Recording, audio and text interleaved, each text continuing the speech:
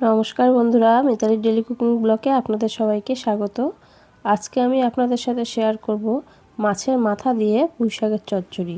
বাড়িতে আমি যেভাবে পুঁইশাক চচ্চড়ি বানাই সেই রেসিপিটাই আজকে আমি আপনাদের সাথে শেয়ার করব।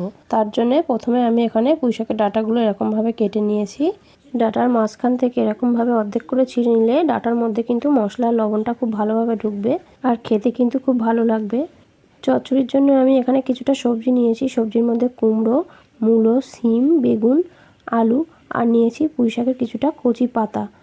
প্রথমে যেটা করতে হবে, ডাঁটা সমেত সবজিগুলো একটু সেদ্ধ করে নিতে হবে। তার জন্য গ্যাসের উপর একটা বড় পাত্র বসিয়ে জল নিয়েছি। এবার ডাঁটা সমেত সমস্ত সবজিগুলো আমি একটু ভাপিয়ে নেব।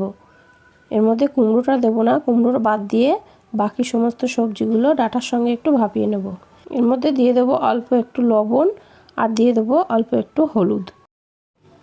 এটা যতক্ষণে সেদ্ধ হতে থাকবে ততক্ষণে আমি মাছের মধ্যে একটু লবণ আর হলুদ মাখিয়ে নেব। এখানে আমি একটা মাছের মাথা অর্ধেক করে এরকমভাবে কেটে নিয়েছি আর নিয়েছি তার সাথে 2 পিস মাছের পেটি। যেহেতু এখানে একটা মাছের মাথা সেই জন্য আমি এখানে 2 পিস পেটি নিয়েছি। আপনারা চাইলে কিন্তু পেটিটা বাদ দিয়ে আরও মাছের মাথা নিয়ে নিতে পারেন, কিন্তু আমার কাছে একটাই মাছের মাথা ছিল বলে আমি ওর সাথে 2টো পেটি দিয়েছি, যাতে করে চচ্চড়ির টেস্টটা খুব ভালো হয়। আর এদিকে কিন্তু ডাঁটাটা ফুটে উঠেছে, খুব একটা বেশি সেদ্ধ করার দরকার নেই। এবার জলটা ঝরিয়ে নেব। আর গ্যাসের অন্যদিকে আমি কড়াইতে তেল গরম হতে দিয়েছি। এতক্ষণে কিন্তু তেলটা গরমও হয়ে গেছে। এবার একে একে মাছগুলো ভেজে নেব। মাছটা যতক্ষণে ভাজা হতে থাকবে ততক্ষণে আমি চচ্চড়ির জন্য একটা মশলা বানিয়ে নেব। তার জন্য আমি এখানে পেঁয়াজ, রসুন, আদা, কাঁচা লঙ্কা আর টমেটো কেটে নিয়েছি। এর থেকে অল্প অল্প একটু নিয়ে আমি চচ্চড়ির জন্য একটা মশলা বানিয়ে নেব। আর এদিকে মাছের এক পিঠ ভাজা হয়ে গেছে। এবার উল্টে নিয়ে আমি আর এক পিঠ খুব ভালো করে ভেজে নেব। মাছের মুড়ো যত ভালো করে ভেজে নেওয়া যাবে চচ্চড়ির টেস্টটা কিন্তু ততটাই ভালো হবে। সেই জন্য খুব ভালো করে ভেজে নিতে হবে। আপনারাও কিন্তু খুব ভালো করে ভেজে নেবেন। মাছগুলো ভাজা হয়ে গেছে, এবার তুলে নেব। নিয়ে আমি কড়াই থেকে তেল একটু কমিয়ে নিয়েছি। নিয়ে ওর মধ্যে দিয়ে দিলাম অল্প একটু 5 ফোড়ন আর দিয়ে দেব কুচি করে কেটে রাখা পেঁয়াজ। আমি পেঁয়াজগুলো এরকম লম্বা লম্বিভাবে কেটে নিয়েছি। আপনারা চাইলে কিন্তু এর থেকে বেশি কুচি করে কেটে নিতে পারেন। পেঁয়াজটা একটু লালচে করে ভেজে নেব। তরকারির জন্য পেঁয়াজটা যদি একটু লাল লাল করে ভেজে নেওয়া যায় তাহলে কিন্তু তরকারির টেস্টটা খুব ভালো হয়। সেই জন্য একটু ভালো করে ভেজে নিতে হবে। এবার ওর মধ্যে দিয়ে দিলাম বানিয়ে রাখা আদা, কাঁচা লঙ্কা, রসুন আর টমেটোর যে পেস্টটা আমি বানিয়ে রেখেছিলাম সেটা দিয়ে দিলাম। এবার সব কিছু একসাথে একটু ভালো করে কষিয়ে নেব। যতক্ষণ না মশলা থেকে কাঁচা গন্ধ চলে যায় ততক্ষণ পর্যন্ত একটু কষিয়ে নেব। মশলার যে কাঁচা একটা গন্ধ সেটা কিন্তু চলে গেছে। দেখতেই পাচ্ছেন এখানে মশলা থেকে তেল ছেড়ে এসেছে। এবার এর মধ্যে আমি একে একে গুঁড়ো মশলা অ্যাড করে দিলাম।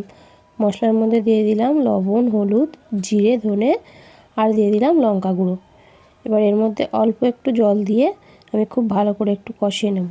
মশলাটা যত ভালো করে কষিয়ে নেওয়া যাবে ততটাই কিন্তু চচ্চড়ির টেস্টটা ভালো হবে। দেখতেই পাচ্ছেন এখানে মশলা থেকে তেল ছেড়ে এসেছে। এবার দিয়ে দেবো এর মধ্যে কেটে রাখা কুমড়ো। ডাঁটা আর সবজি সেদ্ধর সময় কিন্তু কুমড়োটা দেওয়া হয়নি, সেই জন্য আগে কুমড়োটা দিয়ে একটু নাড়াচাড়া করে নিতে হবে। তারপর এর মধ্যে ডাঁটা সমেত সবজিগুলো অ্যাড করে দিতে হবে। মশলার সাথে কুমড়োটা কিন্তু একটু কষিয়ে নিয়েছি। এবার ডাঁটা সমেত সবজিগুলো অ্যাড করে দিলাম। দিয়ে আমি খুব ভালো করে নাড়াচাড়া করে একটু কষিয়ে নেব। আজকের এই ডাঁটা চচ্চড়ি রেসিপিটা আপনাদের কেমন লাগলো সেটা অবশ্যই কমেন্টে জানাবেন। আর ভিডিওটা ভালো লাগলে লাইক শেয়ার করে চ্যানেলটিকে সাবস্ক্রাইব করে প্লিজ আমার পাশে থাকবেন। আপনাদের একটা লাইকই আমার পরবর্তী ভিডিও বানাতে অনেক উৎসাহিত করে, তাই প্লিজ লাইক করে আমাকে সাপোর্ট করবেন। সব কিছু একসাথে বেশ কিছুক্ষণ কষিয়ে নিয়েছি।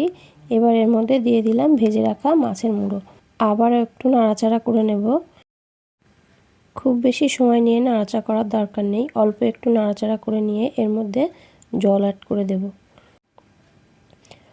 আমি কিন্তু এখানে নর্মাল জল দিয়ে দিলাম। আপনারা চাইলে কিন্তু জলটা একটু গরম করে নিয়েও দিয়ে দিতে পারেন। খুব বেশি জল দেওয়ার দরকার নেই, যেহেতু এখানে সব কিছু সেদ্ধ আর সব কিছু কিন্তু খুব ভালো করে কষিয়ে নেওয়া হয়েছে। তার জন্য অল্প একটু জল দিয়ে ঢাকা চাপা দিয়ে মিনিট 5 জন্য আমি রান্না করে নেব।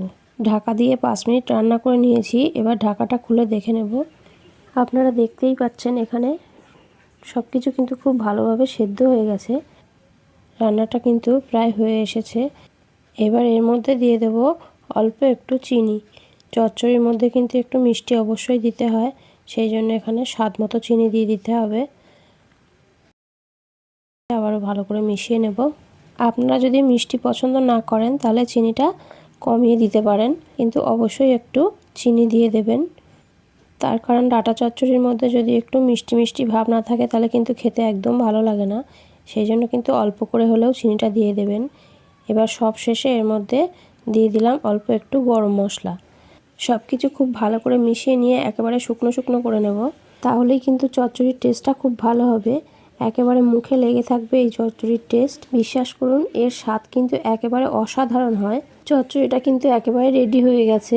আশা করছি আজকের এই রেসিপিটা আপনাদের ভালো লেগেছে।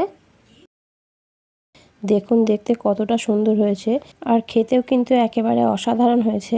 এভাবে ডাঁটা চচ্চড়ি বানালে কিন্তু অনুষ্ঠান বাড়ি ডাঁটা চচ্চড়ির স্বাদও হার মেনে যাবে। তাই অবশ্যই বাড়িতে একবার হলেও এইভাবে ডাঁটা চচ্চড়ি বানিয়ে খেয়ে দেখবেন। আশা করি আপনাদের সকলের ভালো লাগবে। ভালো লাগলে লাইক সাবস্ক্রাইব করে প্লিজ আমার পাশে থাকবেন। পুরো ভিডিওটা দেখার জন্য আপনাদের সকলকে অনেক অনেক ধন্যবাদ। সবাই ভালো থাকবেন।